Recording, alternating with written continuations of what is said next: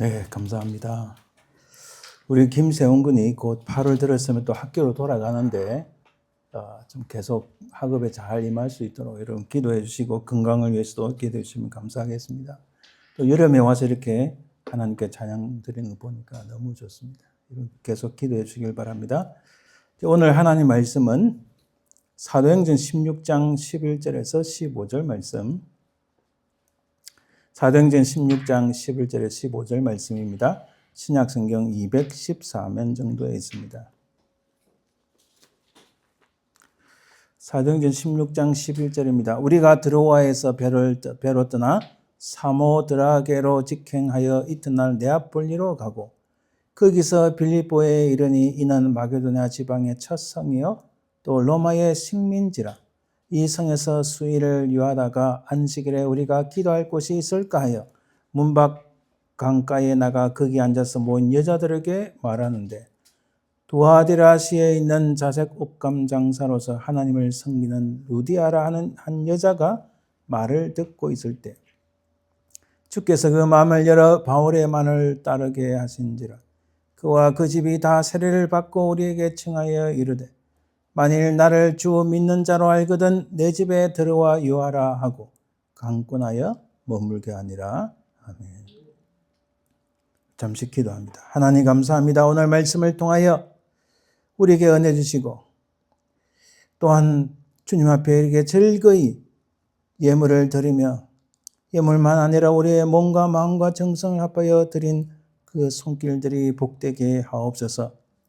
오늘 말씀을 통하여 우리가 새로워지고 분명히 살아계신 하나님을 만나는 귀한 시간 되길 소망하며 그러가신 예수님 이름으로 기도드립니다. 아멘. 예, 오늘은 루디아 그 한 여인으로부터라고 제목으로 살펴봅니다. 이게 영어로는 리디아라는데 우리 미국에서 여성들 이름이 리디아라는 이름이 상당히 많습니다. 자, 바울이 1차, 2차, 3차 선교 여행을 다녔는데 이 선교 여행이 좀 여행이 아니고 복음을 전하기 위한 여정임을 알 수 있습니다. 그리고 2차 선교가 사도행전 16장과 연결되어 있습니다. 그래서 사도행전 16장은 서쪽으로 전진하는 사도 바울의 제2차 전도 여행의 첫걸음을 묘사하고 있습니다. 우리가 다 살펴볼 수는 없지만은 잠깐 지도를 보면 더 잘 이해를 할 수 있을 것 같습니다. 수리아, 겔리기아, 이게 수리아라는 말은 현재 시리아라는 지역입니다. 그리고 더베, 루스드라, 이고니온, 부르기아, 갈라디아, 무시아에서 그리스도 영이 비두니아 가기를 허락지 않고 북쪽으로 가는 걸 허락지 않고 서쪽으로 이동했습니다. 그 드로아에서 마게도냐 환상, 즉 마게도냐 사람들이 부르는 그런 환상을 보고 바울의 일행 바울과 실라가 북쪽으로 올라가지 않고 서쪽으로 진행합니다. 그래서 사모드라게 들어가고 그다음에 네아폴리라 했습니다. 네아폴리고 그다음 빌립보로 들어간 모습이 오늘 우리 사도행전 16장 읽은 본문의 배경입니다. 흥미로운 것은요, 사도행전을 보면은 이렇게 우리라는 단어가 자주 나옵니다. 특히 16장에 자주 나오는데, 우리가, 또 우리를 안식일에 우리가. 이것은 아마 그 사도행전을 기록한 사람은 사도가 아닙니다. 누가인데 누가는 사도가 아닙니다. 사도는 아니고 또 이방인으로서 당시 메디컬 닥터였습니다. 그래서 누가복음이든 사도행전을 보면 당대의 의학적인 용어들이 가끔 나옵니다. 하나님께서 그 사람의 직업과 그 사람의 캐릭터 이런 걸 통해서 그 당시의 복음에 대해서 그 당시에 그 사도들의 행적을 기록하도록 하셨습니다. 16장 15절 보면 우리에게 청하여 우리를 그래서 이 우리라는 것은 아마도 누가를 포함해서 바울, 실라를 의미하는 것이다라고 볼 수 있습니다. 자, 우리 그림을 잠깐 보면 바울의 2차 선교 여행 사실 그림을 이 사진을 선명한 거 찾기가 참 힘들어요. 그래서 영어는 있는데 한글로 이렇게 된 게 힘들어서 그냥 약간 흐리지만 이걸 갖고 왔습니다. 여기 이쪽에 지중해고요. 이쪽에 현재의 그 이스라엘 땅입니다. 제일 밑에가 이제 그 예루살렘이 있고 가이사라에서 저 북쪽으로 올라갑니다. 북쪽에 안디옥이라는 것은 현재 시리아 땅입니다. 시리아에 있는 안디옥, 그 밑에도 이제 그 비스티아 안디옥으로 또 다른 데 있습니다. 그리고 이게 화살표가 위쪽으로 올라갔다가 왼쪽으로 진행합니다. 여기서 보면은 무시아가 나오죠. 무시아에서 북쪽 비두니아 본도 저 북쪽으로 가려고 했어요. 저 북쪽 가면은 흑해가 있고 지금 요 지역은 그 터키 그 줄카이 땅입니다. 요쪽의 지역은 만약에 사도 바울이 북쪽으로 올라와서 복음을 전했다면 아마도 터키 북쪽으로 올라갔다가 현재 말하자면 동부 유럽, 러시아 땅 그리고 동쪽으로 이동하지 않았을까? 아마 그러면은 또 세계 역사가 바뀌었을 수도 있습니다. 한 사람으로 인해서 무슨 세계 역사가 바뀌는가? 아니요, 여러분. 하나님께서 이 바울을 사용하신 것은 엄청납니다. 지금 바울이 이렇게 서쪽으로 진행을 하다 보니까 서유럽이 복음을 받게 되고, 한 가지 예를 들면 그 독일을 뭐라고 합니까? 영어로는 German이라는데 그 사실 독일을 읽으면 도이치란드지만 실제로는 게르만이라는 뜻입니다. 게르만 쪽에 하잖아요. 게르만이라는 뜻은 사나운, 야만이라는 뜻이에요, 원래.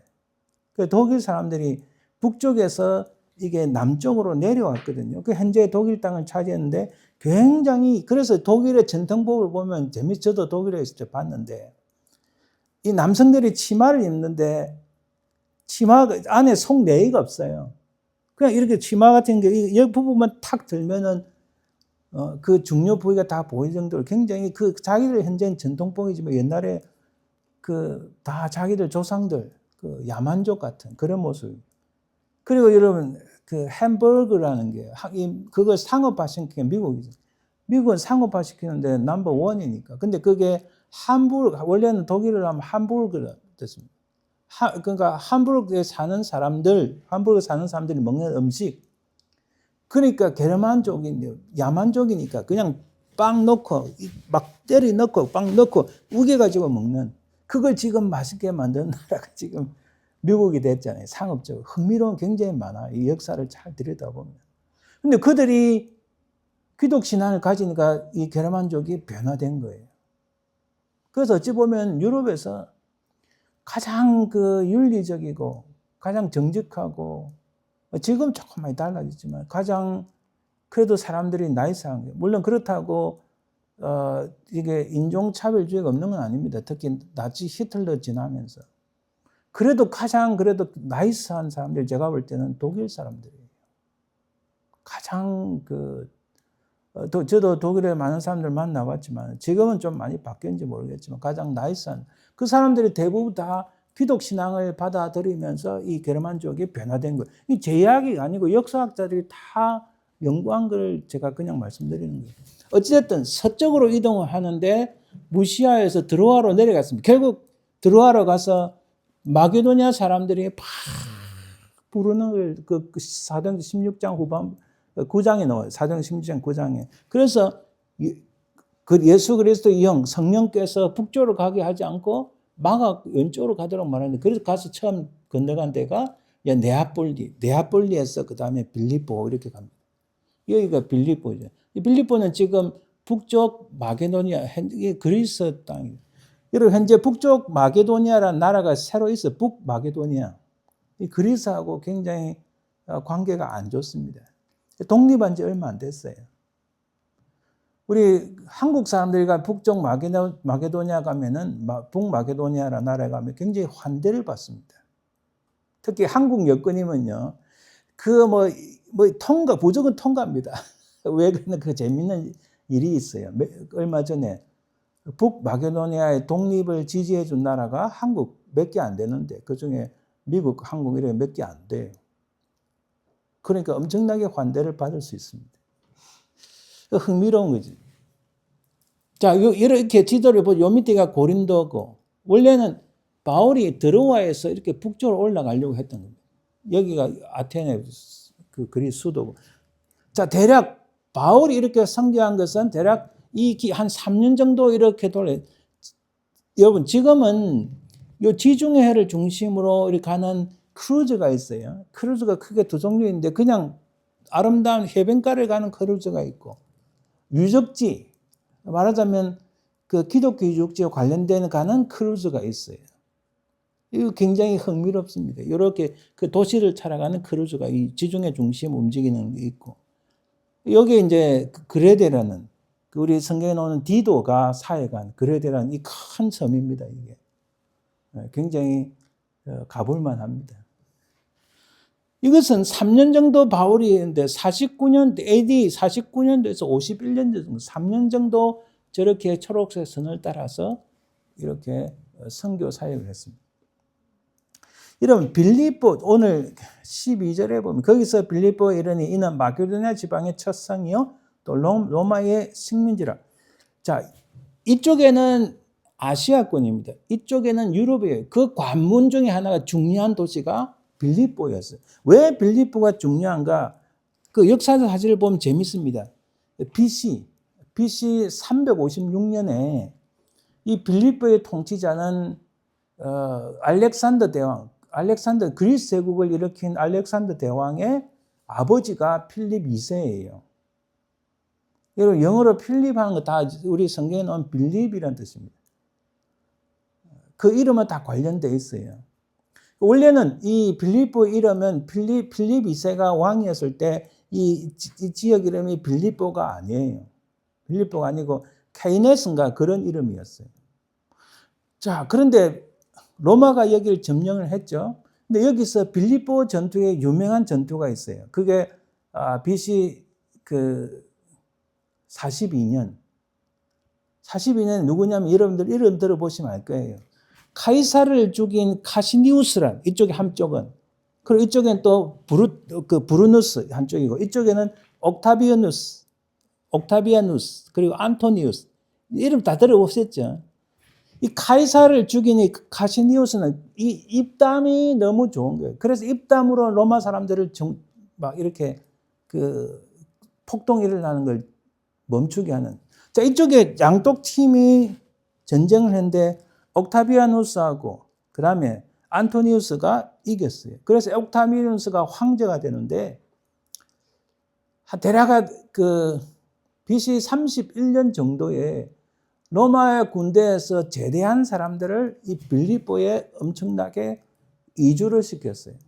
그래서 이 빌립보는 언어는 당대의 그리스를 쓰는데 문화는 로마 문화예요. 법 같은 거 다 로마고 건축 다 로마예요. 그래서 이 빌립보 지역에 가보면, 저도 가보지는 못했지만은 로마의 유적이 많아요.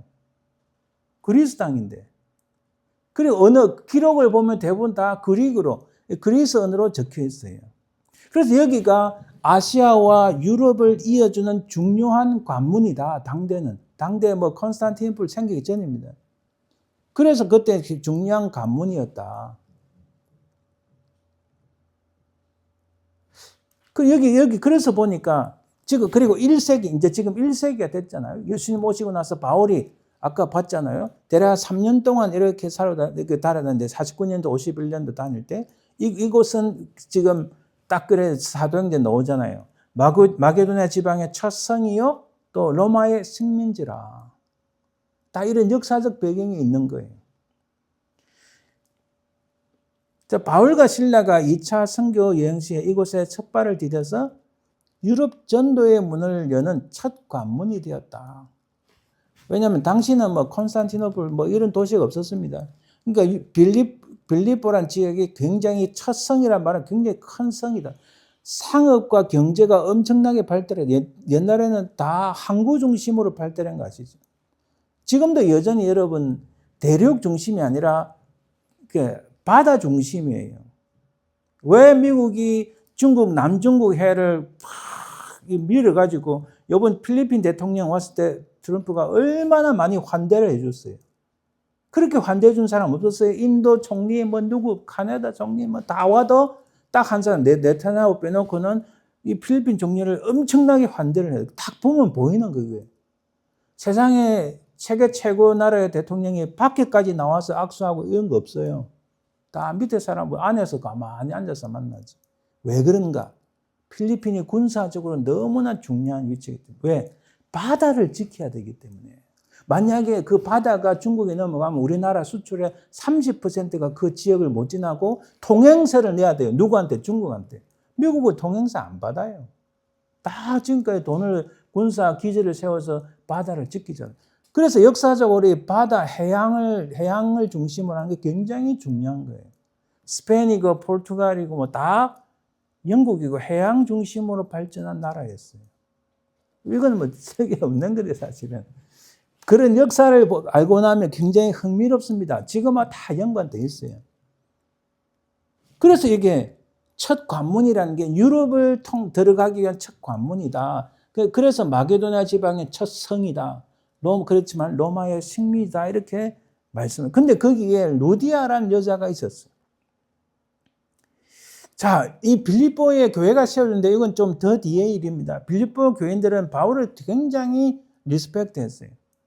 바울에게 받은 신앙을 감사하며 마게도냐를 떠날 때와 데살로니가에 있을 때에 여러분 이 빌립보 교회가 바울을 많이 도와줬어요. 그래서 이 바울은 특별히 이 빌립보에 대해서 참 그런 좋은 마음이 참 많습니다. 로마 감옥에 갇혔을 때는 에바브로디도를 통하여 유언품을 보내고 감사의 서신을 보내기도 했다. 이렇게 빌립보서에 기록되어 있습니다.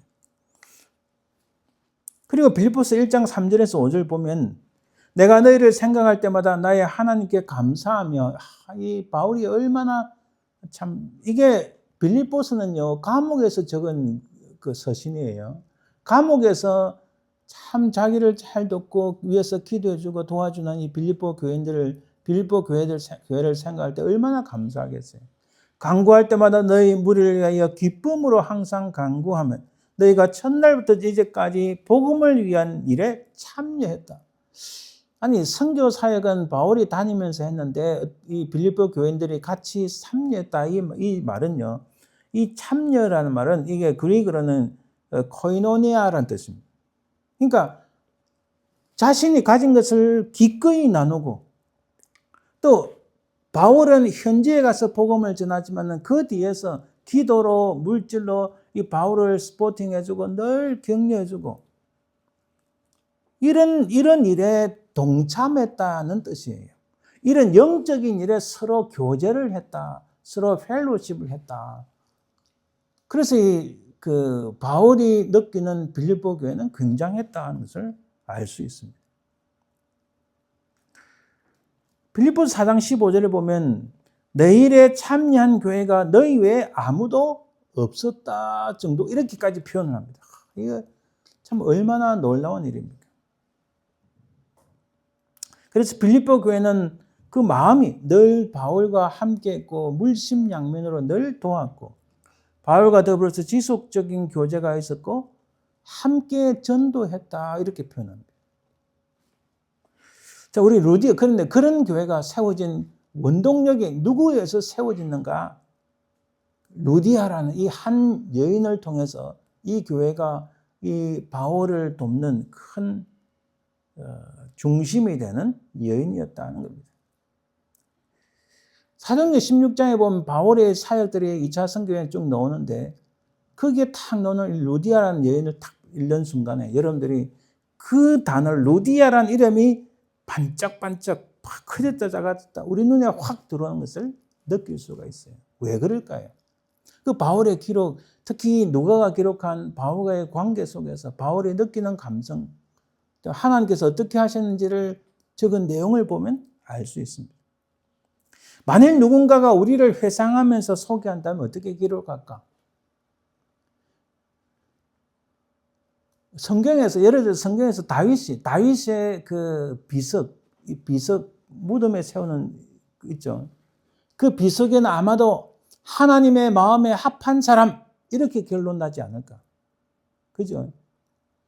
참 이게 한마디 인생의 결론을 얻는다는 것은 굉장합니다. 다윗은 하나님 마음에 합한 사람이었다. 이렇게. 근데 만일 누군가가 나를 소개하면서 회상하면서 나를 소개한다면 어떨까? 무슨 말을 할까? 여러분 궁금하지 않습니까?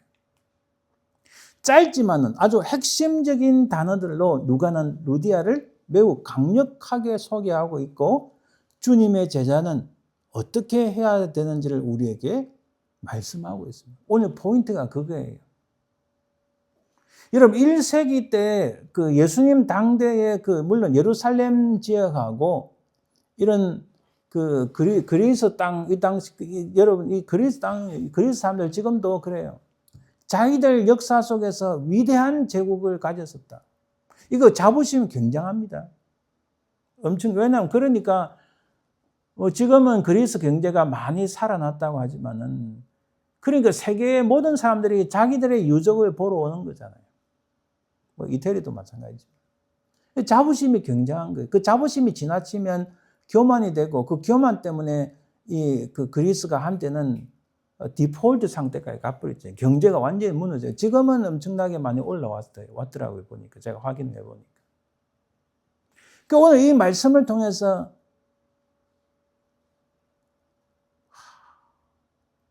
루디아라는 이 한 여인을 통해서 믿음 있는 사람, 주님의 제자는 어떻게 해야 되는가? 지금 사도행전이 그걸 우리에게 말씀하고 있습니다. 오늘 본문 한번 읽어봅시다. 자, 바울이 네아폴리로 갔다가 그 다음에 빌립보에 이르릅니다. 13절에 보니까 빌립보 지역에 가니까 안식일에 우리가 기도할 곳이 있을까 하여 이 말은요, 빌립보 지역을 잘 보세요. 제가 배경을 말씀드렸으니까. 그것은 로마의 식민지입니다. 로마의 식민지지만은 당대의 기록을 보면 유대인들이 많지 않고 특히 지금 국적을 따지자면 이탈리 사람들이 많고 그리스 사람들이 있는데 그것은 아까 말씀드렸듯이 BC 31년 옥타비니우스가 황제 때 많은 제대한 군인들을 그곳으로 옮겼습니다. 그래서 그곳에서는 대부분 사람들이 다 로마 시민권을 가졌어요. 이 로마 시민권 가진다는 굉장한 거잖아요. 그래서 예수님이 사셨던 1세기 때의 예루살렘, 이스라엘 땅하고 거기하고는 많이 다릅니다. 그렇죠. 그래서 여기는 유대인들이 많지 않은데 유대인들의 회당이 없는 거예요. 시나고그가 여기는 없는 거예요. 그러니까 이제 바울이 기도를 좀 하고 말하자면 기도한다는 것은 아마 안식일이니까 하나님께 예배를 드리고 기도하고 해야 될 장소를 찾지 못했던 것 같아요. 유대인들 회당이 있으면 회당에 들어가는데 근데 강가에 나가보니까 여자들에게 그걸 설적에 물어보니까 이 자색옥감 장소로서 루디아라는 여자가 그 말을 듣고 주께서 그 마음을 열어 바울의 말을 따르게 하신지라. 자, 이 루디아라는 여자에 대해서 아까 그랬죠. 이 루디아라는 여성에 대해서 한마디로 어떻게 표현을 할까? 그게 오늘 지금 두 가지 딱 나오는 거예요. 하나님을 섬기는 루디아. 우리가 보지는 못했지만 그런 자료는 없지만은 아마도 루디아가 죽고 나서 그 비석을 이렇게 여기 보면 비석 멋있는 거 많잖아요. 그 비석을 딱 생겼을 때 루디아에 대해서 하나님을 섬기는 루디아 이렇게 적지 않았을까 생각해 봅니다. 거기 보니까 바울의 말을 듣고, 이 말을 듣는다는 건요, 이게 우리 한글 성경 그냥 토킹한 것을 들었다는 정도로 생각하는데, 이 말이란 그 원문을 보면 이 말은 설교예요. 요즘식 말하면. 바울의 설교를 들은 거예요. 바울이 복음을 전하는 거 듣고, 그 복음을 듣고 주께서 그 마음을 열어 바울의 말을 따르게 하신다. 여기서 바울의 말이라는 것은 이제 앞에 말하는 조금 의미가 다를 수 있지만, 어쨌든 복음을 듣고 하나님을 섬기는 루디아가, 아하, 내가 이 사람을 도와야 되겠다. 이 사람의 필요가 뭔지를 내가 도와야 되겠다. 그 감동이 없어. 그 마음이 열렸다는 그런 의미입니다. 그래서 우리 읽을 때는 원문을 찾아보는 게 중요합니다. 15절에 보니까 이 여인에 대해서 그와 그 집이 다 세례를 받고, 지난주에 제가 스테바나 이야기를 했잖아요. 바울이 아까 나왔지만 아가야 지방의 첫 열매로서 스테바나와 그 집이라 했잖아요. 그죠? 근데 그게 같은 히브리어 단어예요. 그 집이라는 것은 오이코스라는 단어인데, 오이코스는 하우스라는 뜻도 있고 홈이라는 뜻도 있고 패밀리라는 뜻도 있는데, 여기서는 패밀리. 그러니까 루디아와 그 집에 있는 모든 가족들이 다 세례를 받았다, 이런 뜻이에요. 우리에게 청하여 이르되 만일 나를 주 믿는 자로 알거든 내 집에 들어와 유하라 하고 강권하여 머물게 하니라. 글쎄요, 그 당시 루디아가 바울이 어떤 사람이고 이렇게 하나님 그 말씀에 따라서 헌신하고 봉사하는 것이 역사적으로 어떤 의미가 있을까? 루디아가 알았을까요? 절대로 상상할 수가 없는 일이죠. 그렇다고 상상할 수 없어요. 그런데 이 루디아의 이 한 여인의 헌신과 봉사로 말미암아 이런 서유럽으로 복음이 전해지는, 복음이 전파되는 전초기지가 되었다. 그 첫 관문에 그 놀라운 빌립보 교회를 세우고 바울의 중요한 동력자, 바울을 잘 섬기는 그런 사람들, 그런 교회가 되었다는 사실입니다. 그래서 이 루디아에 대해서 우리가 잠깐 살펴보면, 루디아는 빌립보에 거주하는 여인이었고 그는 자색 옷감 장사.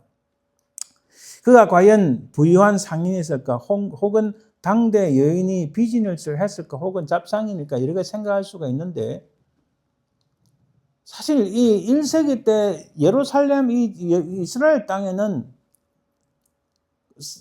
미안한 말씀이지만 이 여인하고 여자하고 그 다음에 목자들은 사람 취급을 안 받아요. 그러니까 법원에 갔을 때 정인으로서의 그 효력이 없는 거예요. 그거는 미국에서 여성들이 참정권이 언제 있었는가, 그러니까 선거권이 언제 가졌는가 봐도 그건 알 수 있는 사실이에요. 근데 그 당시에 이 여인이, 근데 여러분, 여기 또 로마 식민지 이 지역은 또 좀 다릅니다. 물론 예루살렘도 다 로마의 식민지로 됐지만은, 이 여인이 과연 그런 비즈니스를 할 수 있을까? 제가 어릴 때요, 추석이나 설날 가까이 오면 제 어머니하고 꼭 시장에 가는데 따라가요. 자유시장이든 국제시장이든, 제 부모님들한테는 국제시장에서, 그리고 자유시장에서 장사도 하고 옷 장사를 하셨어요. 한때는. 제가 아주 어릴 때. 특히 자유시장이든 2층에 탁 올라오면 전부 옷감이에요. 그 옷감을 떼다가 옷도 맞춰 입고 뭐 만들고 하는데, 그리고 너는 딱 보니까 이 가게에 아이들 옷을 파는데 감색, 귤색으로 된 바지가 너무 마음에 드는 거야. 막 사달라고 때를 막 써. 저희 어머니는 웬만하면 진짜 아무리 없어도 아들 원하면 다 사주시는데 절대로 안 된다 하시는 거예요. 그래도 저희 아버지가 할 수 없다 하나 사주라 했는데, 집에 와서 보니까 이게 완전 질이, 저희 어머니는 이제 봐라, 이게 퀄리티가 얼마나 나쁘냐. 근데 그런 해프닝도 있었습니다. 어릴 때. 거기 보면 전부 옷감을 파는. 그 당시 제일 모직 옷감이면 엄청 한국이 제일 좋았죠. 근데 그분들이 다 돈을 많이 벌었어요. 전부 다 부자들이에요. 옷감 팔아가지고. 제가 잘 이해를 못하지만 그 당시에는 어떤 옷감을 팔아가지고 전부 부자들이 다 됐어요. 이 옷감을 파는 일이 그렇게 부자가 되는 일인가? 제가 지금 잘 모르겠어요. 그 관련된 책을 찾아봐야지만. 아무튼, 거기에 색깔을 입히고, 자색 옷감이라고 해서 색깔을 예쁘게 입혀가지고 파는 옷감이니까 얼마나 비싸게 팔고, 얼마나 장사가 잘 됐겠어요. 그 당대의 문화를 봤을 때. 자, 그런 여인이었어요. 근데 이 여인은 하나님을 섬기는 여자였습니다. 아마도 이 여인은 그 유대인은 아니고 이방인이었을 거예요. 그리고 이 말이라는 것은 복음입니다. 복음을 듣고 주께서 그 마음을 열어 바울의 말을 따르게 하셨다. 그래서 우리 로마서 10장 17절 이렇게 말씀합니다. 그러므로 믿음은 들음에서 나며 들음은 그리스도의 말씀으로 말미암는다. 이렇게 말씀합니다. 그리고 그와 온 집이 다 세례를 받았고, 그는 강권하여서 바울을 자기 집에 머물게 했습니다.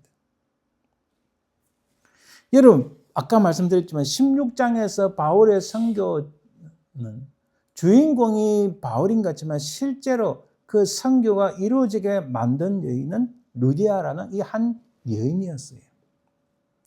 여러분, 제가 몇 주간에 걸쳐서 한 번은 신약에 나오는 인물, 한 번은 또 구약에 나오는 우리가 잘 모르는 인물을 가지고 우리가 말씀을 살펴보고 있잖아요. 지난번에 또 어디입니까? 그 잠언서 30장에 아굴이라는 사람, 또 오늘은 이제 루디아, 이렇게 살펴보는데 성경에 보면 우리가 잘 모르는 이름 같지만은 엄청난 분들이 이렇게 나오는 거예요. 로마서 마지막에 보면은 베베라는 여인이 나와요. 이 베베라는 여인은 영어로 보면 피비인데, 그래서 피비라는 이름도 꽤 많잖아요. 이 서양권에서. 그도 우리가 베베 잘 모르겠는데 이랬는데 가만히 들여다보면 이 사도 바울의 엄청난 동력자였다. 여성으로서. 16장 41절에 보면 바울과 실라가 옥에서 빠져나오는데 감옥에서 나와서 갈 데가 없는데 어디를 갔다고요? 루디아의 집에 갔다는 거예요. 이 이방 땅에서 아무도 도와줄 수 없는 곳에서 바울과 실라, 이 엄청난 선교사들을 돕는 사람이 바로 루디아였다는 사실. 제가 늘 이야기하듯이 좀 다른 이야기지만 제가 집을 딱 나와가지고 오늘 가서 같이 연락도 없이 예약도 없이 같이 점심이나 차를 한잔 할 수 있는 사람이 누군가 한번 생각해 봅니다. 저는 여러분들이 제가 할 수 있는 한 예약도 없고 약속도 없고 아무것도 없지만은 목사님 오늘 차 한잔 어떻습니까? 할 수만 있으면 제가 오케이 하려고 해요. 이 루디아가 지금 그렇다는 거예요. 루디아가. 그게 아무것도 아닌 것 같은데 그런 한 장면, 그런 한 시간을 통해서 그렇게 남을 섬기는 걸 통해서 하나님의 역사가 일어난다 저는 믿습니다. 글쎄 너무 어불성설인지 몰라도 제 어릴 때 저희 아버지가 우리 동네에 불쌍하고 가난한 사람들 참 많이 도왔어요. 특히 싱글 맘들을 많이 도와준 지가 아주 많이 기억납니다. 정말 힘든 여성 한 분이 있었는데 우리 동네로 도망온 거예요. 그 아버지가 잡도 가지게 도와주고 여러 가지로 많이 도와주고 그분이 다른 데 가서도 오랫동안 1년에 한두 번 우리 집에 늘 방문했던 기억합니다. 아마도 제 부친은 늦게 예수님을 영접을 했지만은 제 부모의 어떤 그런 공로로 제가 또 하나님께 은혜를 받은 게 아닌가 하는 생각도 해봅니다. 아무튼 아무것도 아닌 것 같지만은 루디아는 이방 땅에서 아무것도 없는 누구도 도와줄 수 없는 상황에 있는 바울과 실라가 머무를 수 있는 참 놀라운 그 은혜를 끼친 여인이다. 아마도 회당도 없고 하니까 루디아 집에서 가정교회를 하지 않았을까. 자기 집을 오픈하고 그곳에서 하나님께 찬양드리고 예배드리고 바울과 실라 같은 선교사들을 모시고 막 귀찮고 힘들고 어려운 일, 사실 귀찮고 힘들고 어려운 일이지만 그러나 그걸 통해서 하나님의 역사가 그 집에서 일어나고 하나님의 은혜가 그 집의 가족들에게 임하고 그 집의 자손들의 은혜를 받는 그런 역사가 있는 줄 믿습니다. 제가 이제 다음 한번 보여드리겠지만은 얼마 전에 그 뉴욕 공항 근처에서 제가 미네소타에 있을 때 계셨던 부부를 만났어요.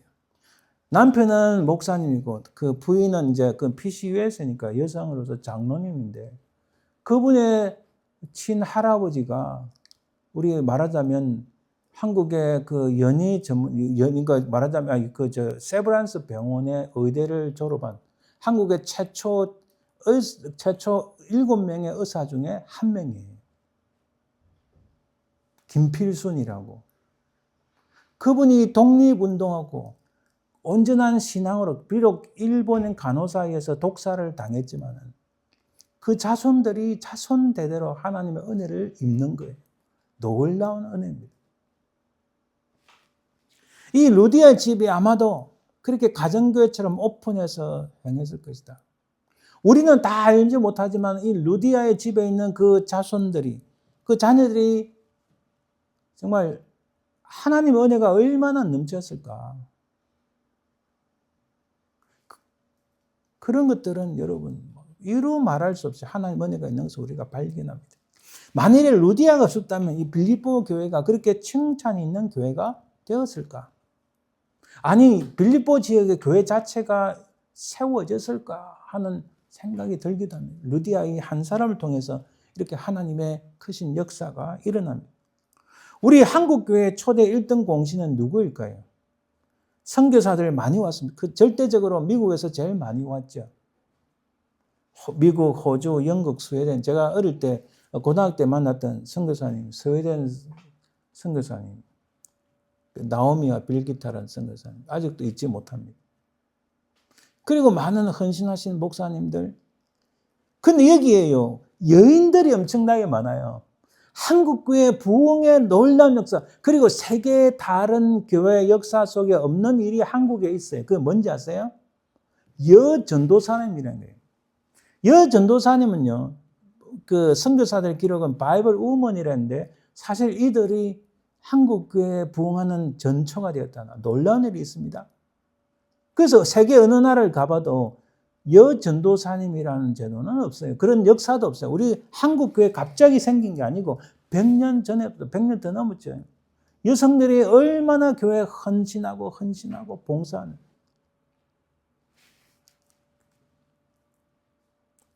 백 년 전 한국 초기 선교사들의 그 여인들, 한국 여인들에 대한 기록을 보면 그 그리스도인 회보라는 곳에 이런 기록이 있어요. 강화 금음교, 강화도 말합니다. 마리아 김씨, 마리아 형사 아마 선교사가 이름을 붙여준 것 같아요. 당시의 여인들은요, 라스트 네임만 있었고 퍼스트 네임이 없었어요. 아니, 라스트 네임도 잘 안 불려졌어요. 어떤 여인 이름은 그냥 섭섭이.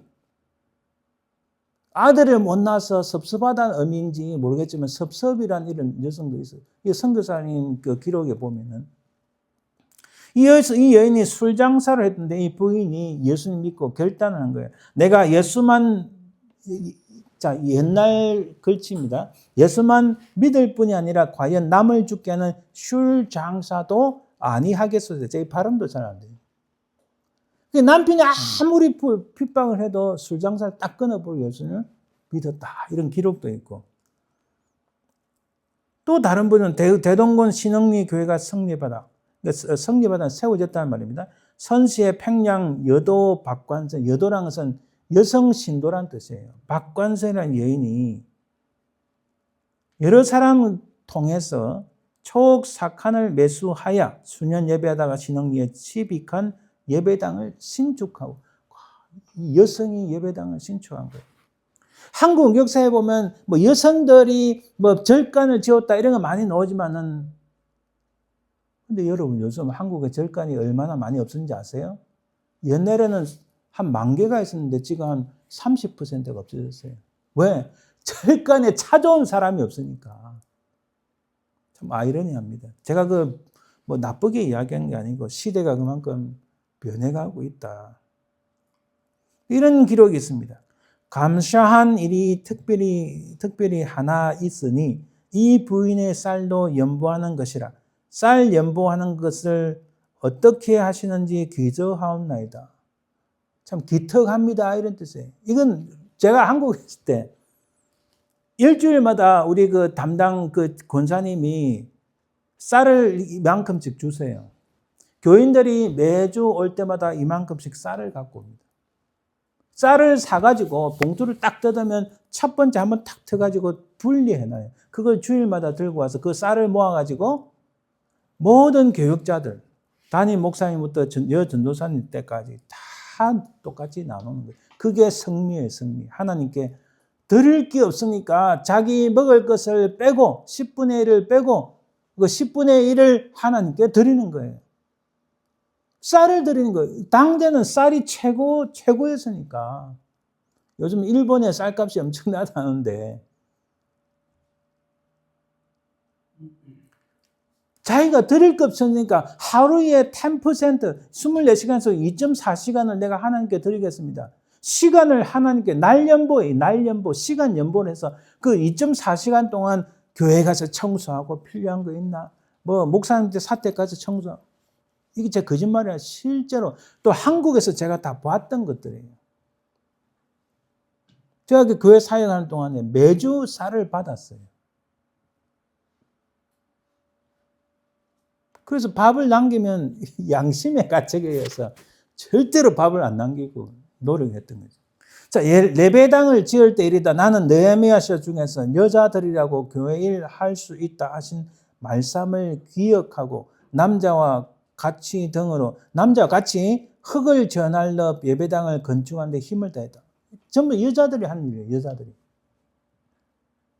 한국 기독교 초기 여성들을 보면 리메레를 하는 부인은 본리 업문도 못하고 문밖 출입을 하니 글을 못 읽었는데 주 믿은지 1년 만에 업문을 달통하와 성경을 읽으면서 한글을 깨우친 거예요. 여러분 그 우리가 직접 봤어요. 와이프하고 괴정시장통 안에 나이 많은 할머니가 나무를 파는데 그 와이프가 아까우니까 봉투를 다 모아서 갖다 드리고 했지만 그분이 앉아서 뒤돌아 앉아 손님 올 때 저는 항상 성경을 읽는데 그분이 원래 한글을 못 읽었던 분이에요. 제가 물어보니까. 근데 성경을 읽으면서 한글을 깨친 거예요. 이런 분들의 역사가 과거에도 엄청 많았다. 지금 그걸 말하는 거예요.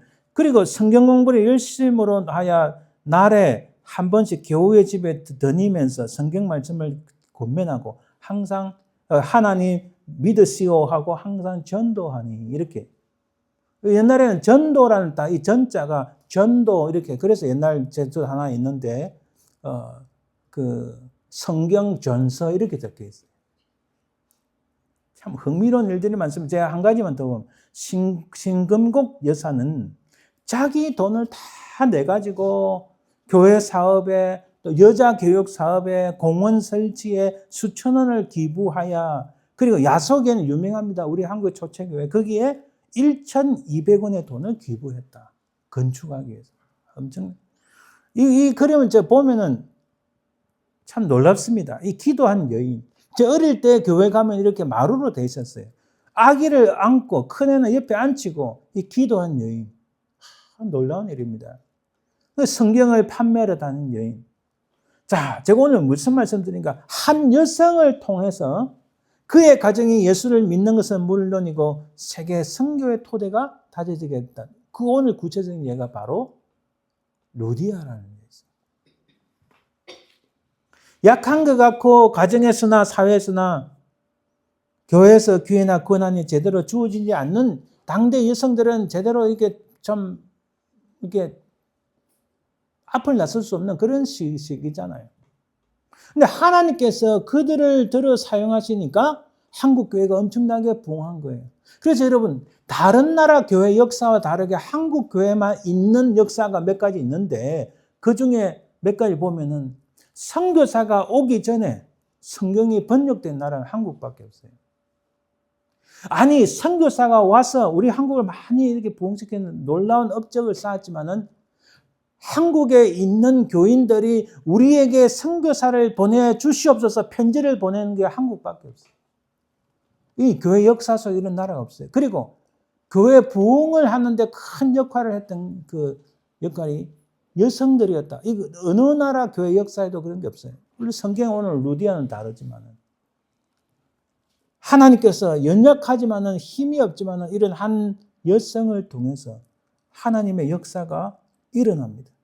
기도처 하나 없고 회당 하나 없는 그런 곳에서 또 로마의 식민지고 로마의 군대에 있던 사람들이 군인들이 그쪽으로 많이 이주를 해야 하는데 이 사람들의 막강한 파워가 얼마나 대단했겠어요. 근데 그 속에서 이 한 여인을 통해서 빌립보 교회가 세워지고 바울의 일행, 바울의 선교 사역을 돕는 이 놀라운 역사가 일어나서 그로 말미암아 빌립보 지역을 통해서 서방으로 엄청난 하나님의 복음의 역사가 있었다는 겁니다.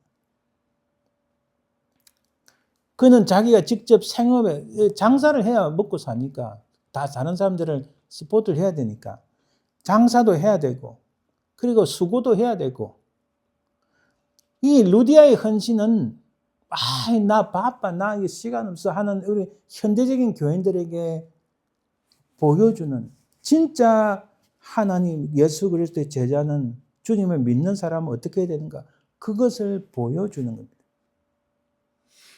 나는 약한 여자라 나는 어린아이라 나는 노인이라 나는 병든 자라 할 수 없다가 할 것이 아니라는 사실입니다. 결론을 맺습니다. 루디아를 통해서 아름답고 칭찬이 있는 빌립보 교회가 시작된 것 같이 우리가 뒤에 또 살펴보겠지만 브리스길라라는 여인 통해서 에베소 교회가 시작되고 로마의 가정교회를 이룬 것 같이 하나님의 능력을 힘입어서 우리 한 사람을 통하여 하나님의 크신 역사가 있을 줄 믿습니다. 세상에 아무리 우리가 예측하지 못한 제가 어제 뉴스 보니까 그 챗GPT를 만든 샘 울트만이라는 사람 어느 세미나에서 이런 말을 했다더라고요. 자기도 두렵다. 자기가 예측하는 것보다 AI가 너무 빨리 발전되고 자기가 할 수 있는 것이 아무것도 없는 그 시간에 오는 것이 두렵다. 이렇게 이야기해요. 우리가 예측하지 못한 엄청난 일들이 계속 일어난다 할지라도 두려워할 필요가 없습니다. 왜냐하면 하나님은 분명히 살아계시고 우리는 하나님의 자녀, 하나님의 나라의 백성만 아니고 우리의 신분은 하나님의 자녀라는 거예요. 하나님의 자녀를 하나님께서는 반드시 지키시고 인도하시고 그 한 사람을 통하여 하나님의 크신 역사가 일어날 줄 믿습니다. 루디아와 같이 주님 앞에 헌신하면 저와 여러분들 되시기를 간절히 바랍니다. 기도합니다. 하나님 감사합니다. 우리는 부족하고 연약하나 그러나 루디아와 같이 주님 앞에 귀하게 쓰임받는 인물들 되게 하옵소서. 감사드리며 예수님 이름으로 기도합니다. 네. 456장 찬송드립니다.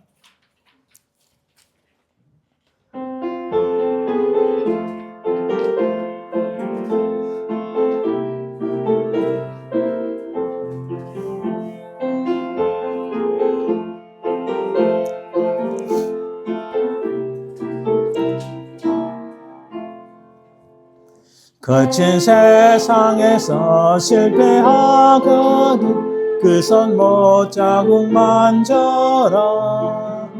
고된 일 하다가 힘을 얻으리 그 손 못자국 만져라. 그 손 못자국 만져라. 그 손 못자국 만져라. 주가 널 지키며 인도하시리 그 손 못자국 만져라. 내가 어둠 속을 걸어갈 때에 그 손 못자국 만져라. 주가 참 평안을 내게 주시리 그 손 못자국 만져라. 그 손 못자국 만져라. 그 손 못자국 만져라. 주가 널 지키며 인도하시리 그 손 못자국 만져라. 내가 부활의 주 따라가려면 그 손 못자국 만져라. 내가 주 안에서 길을 살리라. 그 손 못자국 만져라. 그 손 못자국 만져라. 그 손 못자국 만져라. 주가 널 지키며 인도하시리. 그 손 못자국 만져라. 너의 죄악의 짐 무거울 때에 그 손 못자국 만져라. 마음 문 열고서 주를 모셔라. 그 손 못자국 만져라. 그 손 못자국 만져라. 그 손 못자국 만져라. 주가 널 지키며 인도하시리. 그 손 못자국 만져라. 우리 축복 기도하고 예배 마칩니다. 지금은 살아계신 우리 주 예수 그리스도의 은혜와 아버지 하나님의 그 크신 사랑과 성령의 동하심, 인도하심, 역사하심이 우리는 부족하고 연약하나 루데와 같이 주님 나라 확정을 위하여 예수 그리스도의 복음을 전하기 위하여 쓰임받기를 소망하는 모든 주의 백성들 위해 그 자손들 위해 지금도 영원토록 항상 함께 있을지어다. 아멘.